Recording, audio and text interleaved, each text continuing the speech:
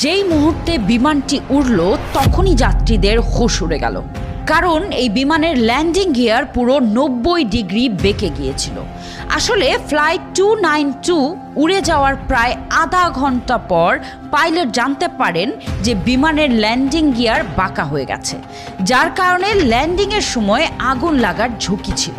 এই কারণে পাইলট প্রথমে প্রায় 3 ঘন্টা ধরে সমুদ্রের ওপরে বিমানকে চক্কর কাটাতে থাকেন, যাতে অতিরিক্ত জ্বালানি পুড়ে যায়। তারপর জরুরি অবতরণের জন্য বিমানটিকে রানওয়ের দিকে নামানো শুরু করা হয়। কিন্তু যেই ল্যান্ডিং গিয়ার রানওয়েতে স্পর্শ করলো, সঙ্গে সঙ্গে আগুন ধরে গেল। যাত্রীরা আতঙ্কিত হয়ে পড়েছিলেন, কিন্তু হঠাৎ করে আগুন নিজে থেকেই নিভে যায় এবং বিমানে থাকা সকল যাত্রীরা প্রাণে বেঁচে যায়। এমন আরও ভিডিও পেতে আমাকে ফলো এবং সাবস্ক্রাইব করতে ভুলবেন না।